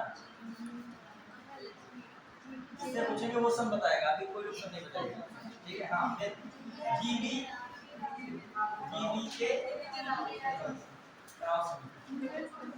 पन्नों की कटराहट सुनाई पड़ने लगी। हाँ, फिर आइए एनएम सिंह की समिति, एनएम ज्यादा पन्नों का कटराहट सुनाई पड़े, पूछ लेंगे इसके अंदर क्या है, बच जाओगे, ठीक है? तो आप जो है, हाँ फिर आइए, कौन है? कुंदन समिति।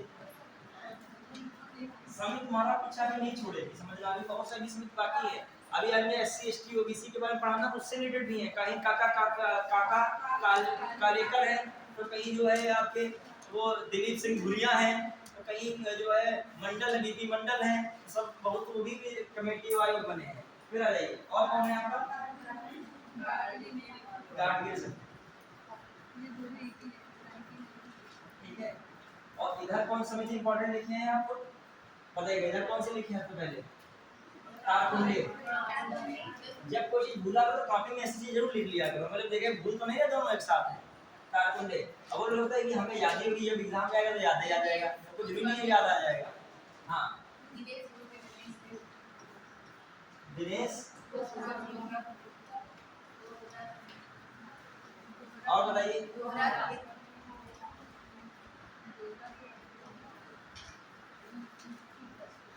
और एक अच्छी अभी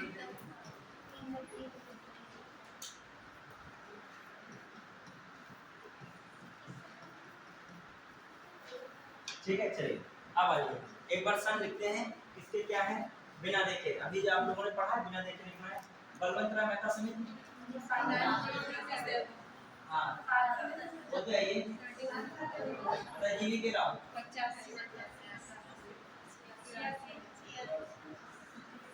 हाँ ये भी, ये बता दे बताइए।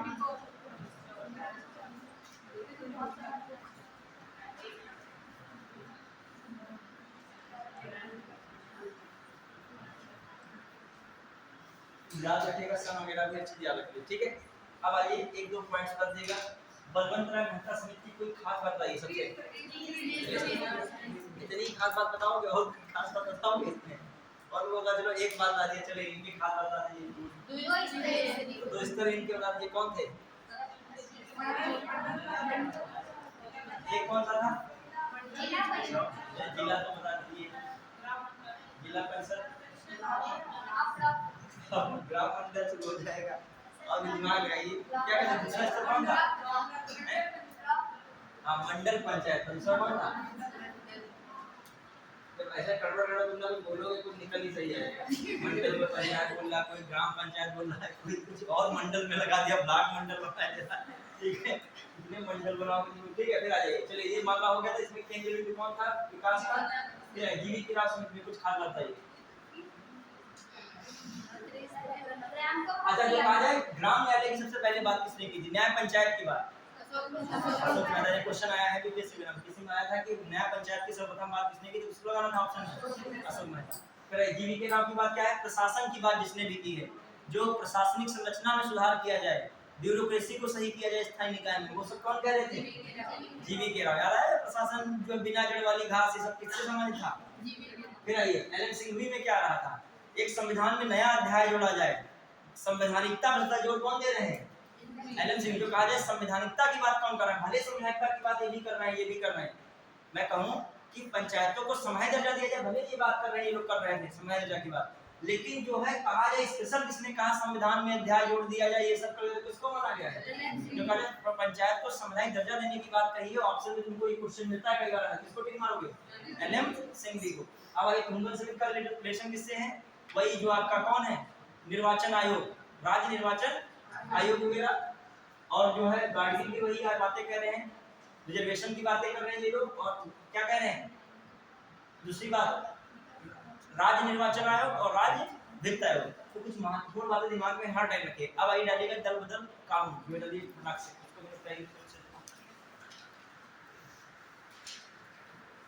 तो क्लास में पढ़ने से ये तुम्हारा मन 1 घंटा बाद उठ गया, लेकिन क्लास में तुमको फिर आधा घंटा भी बैठना पड़ेगा, तो फिर पढ़ने लगोगे।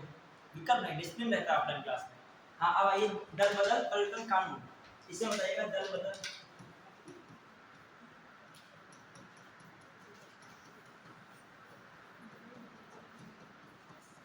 क्या है? 1985।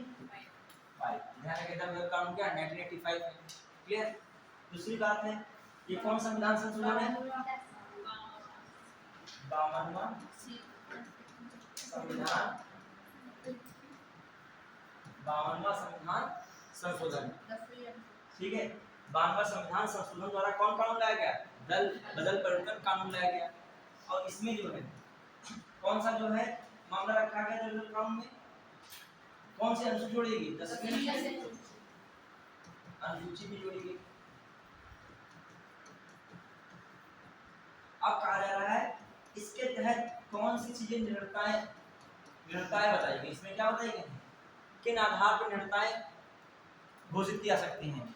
बताइए। अब आपको पॉइंट दिए गए हैं, ठीक है। पहला पॉइंट है, ये इसको लिख कीजिए अच्छे से। हाँ, निर्णयता से संबंधित पॉइंट्स क्या हैं बताइए फटाक से। कोई आप क्या करते हैं? स्वेच्छा से जिस राजनीतिक दल से आप चुनाव जीते हो और स्वेच्छा से क्या करते हो? दूसरे राजनीतिक दल में क्या करते हो? शामिल हो जाते हो। तो आपकी जो भी सदस्य आप हो सदन के, उस सदस्यता क्या हो जाएगी? समाप्त हो जाएगी। समझ पाए कि नहीं? मान लीजिए आप एक्स पार्टी से चुनाव, एक्स पार्टी के उम्मीदवार के रूप में खड़े थे और चुनाव जीत गए, विधायक बन गए। विधायक बनने के बाद आपने क्या किया? दूसरी पार्टी में क्या हो गए? शामिल हो गए। तो आपकी सदस्यता क्या हो जाएगी? समाप्त हो जाएगी। क्लियर? मतलब खाओगे इधर, भूनगाओगे उधर, तो मामला चल ही नहीं पाएगा। या फिर उधर ही चले जाइए, उधर चले जाओगे, उधर वाली चीजें भी छोड़ दीजिए। समझ लो? ये केवल इसलिए किया रहा दल बदल व्यक्ति ना।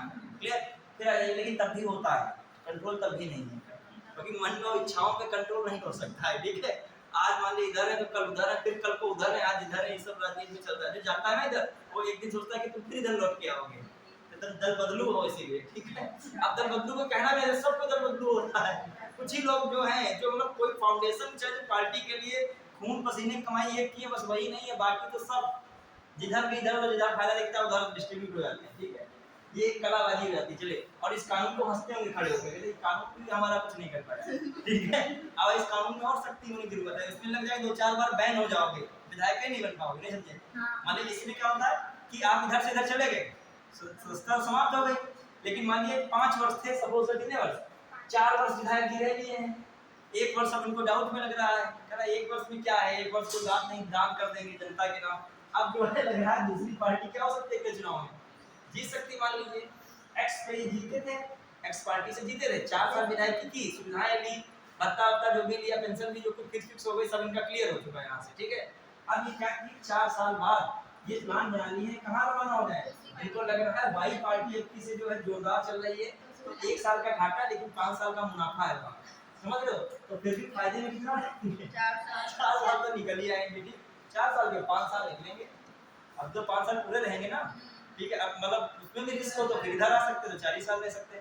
तो ये क्या है, दल बदल कानून इनको रोक पाया क्या, माने 1 साल इनकी संस्था क्या हो गई, समाप्त हो गई, लेकिन अगली बार चुनाव आया फिर से क्या हो सकते हैं, वापसी कर सकते हैं दूसरी पार्टी से। अब आ जाइए, तो ये वाली बात दृढ़ता संबंधित हो गई, लेकिन रोक नहीं पाया इनको, ठीक है। फिर आइए अगला स्टेप, जिस पार्टी के हो उस पार्टी द्वारा निर्धारित निर्देश के अनुसार आप मतदान नहीं कर रहे हो, मतलब पार्टी ने कहा इस मुद्दे पर मतदान करना को, हम उस पर नहीं मतदान करेंगे, ठीक है, मतदान नहीं कर रहे हो, या फिर उसके विपरीत में मतदान कर दे रहे हो, समझ पाए हैं, मतलब या फिर उनके बताए निर्देश पे आप नहीं चल रहे हो, या फिर क्या कर रहे हो, उनके क्या कर रहे हो, विपरीत मतदान कर रहे हो, तब भी आपकी संस्था क्या हो जाएगी। तो देखिए कितने आधार पे यहाँ संस्था समाप्त हुई, एक तो जिस पार्टी से आप प्रत्याशी हैं और उस सदन के क्या हैं, सदस्य हैं, उस पार्टी के विरोध में मतदान करते हो, या उस पार्टी के दिए गए निर्देश के अनुरूप मतदान नहीं करते हो, मतदान नहीं करते, तब भी आपकी संस्था समाप्त हो सकती है। दूसरी बात, जिस पार्टी के टिकट पर आप विजयी हुए हैं, वो सदस्य बनने के बाद उस पार्टी को छोड़कर दूसरी पार्टी में क्या होते हैं, शामिल होते हैं। तो 2 बातें निकल के आ गई। अब ये तीसरी बात क्या है, तीसरी बात, यदि आप निर्विरोध जीते हैं, नहीं तो निर्दलीय जीतना, किसी पार्टी ने आपको टिकट नहीं दिया, लेकिन आप नेता बनने के लिए वो उतावले थे, इच्छुक थे, आपको लगा था जनता हमको वोट नहीं करती हो, ठीक है, तो आप खड़े हो गए, चुनाव भी क्या हो गए, जीत गए, ठीक है। आप चुनाव जीतने के बाद क्या होगा, आप किसी अन्य पार्टी को ज्वाइन नहीं करोगे, यदि किसी को ज्वाइन करते तब भी आपकी सदन से संस्था क्या हो जाएगी, समाप्त हो जाएगी। देखा हो, जब मान लीजिए कोई भी निर्दलीय जीता है, ये अब देखो छोटे स्तर के चुनाव की मैं बात नहीं कर रहा हूँ, जिला पंचायत सदस्य के वो पार्टी निर्दलीय जीते उधर ज्वाइन कर लिए, ठीक है, वो बात अलग है, ठीक है, वो लिखा पढ़ी में नहीं ज्वाइन करते, वो सब चला करता है। देखो जिला पंचायत सदस्य में इतना मैटर नहीं होता, मेन किस में मैटर रहता है, संसद और कौन है, विधानसभा। ये दोनों में जो राजनीति है बहुत अच्छे लेवल की, हाई लेवल की। क्यों, एक विधानसभा में कोई विधायक बनेगा तो वो राज्य स्तर के कानून बनाएगा, यहाँ पे जनता से डायरेक्ट कनेक्शन है, वो भी व्यापक स्तर पर, मतलब उन कानूनों को पूरा लागू करने के लिए ब्यूरोक्रेसी को रात दिन एक करना पड़ता है। तो यहाँ पर आपकी वैल्यू बहुत बड़े स्तर है। मान लीजिए विधायक है, कि विधायक कहने को है, रियल में वो क्या है, विधानसभा में जब कानून बनता है तो उसकी सहभागिता की बड़ी क्या है, वैल्यू है, उसी का एक वोट है वहाँ पे ना। मान लीजिए यूपी में 25 करोड़ आबादी लगभग मान चलिए, और 25 करोड़ आबादी के लिए कानून कौन बनाएंगे, 403 लोग तो बनाएंगे, तो इसलिए इसकी वैल्यू है। और वहाँ पर पूरे भारत की आबादी मान लीजिए कितनी है, अभी मैं पढ़ रहा था, सांख्यिकी और कार्यक्रम कार्यान्वयन मंत्रालय द्वारा अपनी रिपोर्ट जारी की गई है, उसमें रिपोर्ट में बताया गया है 152 करोड़ भारत की आबादी का, कितने करोड़ बताई जा रही है, ठीक है, ठीक। तो मान लीजिए तो 152 करोड़ आबादी है, उसको जो कौन कर रहा है, बहुत अभी ऊपर, और अभी चले जाओगे ऊपर थोड़ा सा, 2 अरब ना निकल जाएगा बहुत जल्दी, ठीक है। तो इसमें बताया जा रहा है कि कितने लोग कानून बना रहे हैं, तो यहाँ पर इनकी वैल्यू है, ठीक है। तो मेरा कहने का मतलब ये दल बदल इधर उधर ना करें, इसलिए कौन सा कानून बनाया गया है, एंटी डिफेक्शन लॉ, उसमें भी लेकिन कंट्रोल, तो कितने का आधार हो गया, इधर से उधर जाना, एक ये निर्देश के अनुसार मतदान ना करना, या फिर उसके क्या करना, विपरीत करना। फिर आइए, और एक मैंने क्या बताया, निर्दलीय, आप निर्दलीय जीते हैं बिना दल के, और किसी भी पार्टी की फिर क्या ग्रहण कर लेना, तो भी आपकी क्या हो जाएगी, सदन की संस्था समाप्त हो सकती है। फिर आ जाइए, इतनी कंडीशन में एक अब और कंडीशन है, चौथी बताइए। मान लीजिए राष्ट्रपति द्वारा आपको मनोनीत किया गया है, यहाँ पर राज्यपाल द्वारा आपको क्या किया गया है, मनोनीत किया गया, मतलब आप मनोनीत किए हुए सदस्य हैं, क्या किए हैं।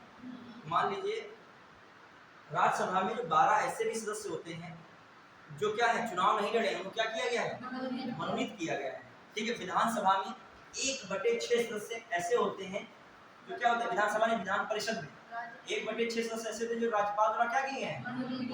तो जो मनोनीत सदस्य होता है वो 6 महीने के बाद किसी पार्टी को ज्वाइन कर लेता है तो उसकी सदस्यता क्या हो जाएगी, समाप्त हो जाएगी। मनोनीत सदस्य के 6 महीने के बाद किसी पार्टी को ज्वाइन करने पर उसकी सदस्यता, तो कितनी कंडीशन हो गई इसके तहत, 4। इसको लिख लीजिए सरल भाषा में, है तो बड़ी जटिल भाषा में लिखा, लेकिन आप सरल भाषा में लिखिए। पहली बात क्या है, जिस राजनीतिक दल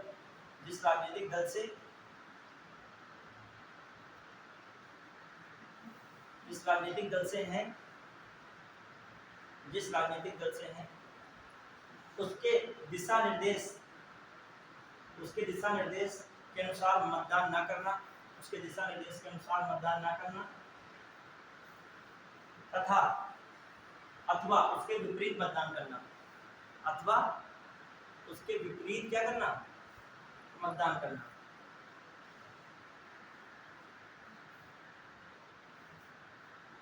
फिर अगला पॉइंट, जिस राजनीतिक दल से विजयी होकर सदन की सदस्यता मिली है, जिस राजनीतिक दल से विजयी होकर सदन की सदस्यता मिली है,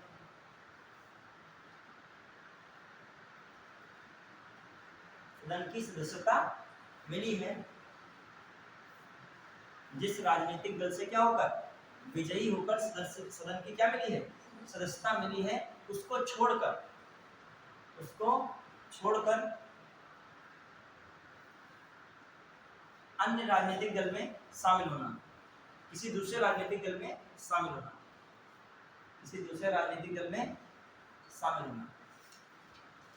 क्लियर। फिर आइए अगला पॉइंट लिखेगा,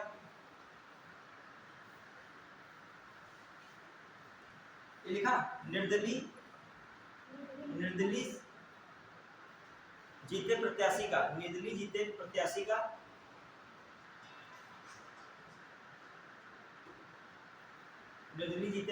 का किसी अन्य दल में शामिल होना, शामिल होना।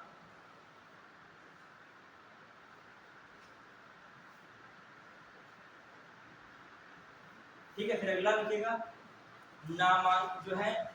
मनोनीत किए हुए सदस्य का 6 महीने बाद दूसरे दल में शामिल होना। मनोनीत हुए सदस्य का दूसरे दल में शामिल होना,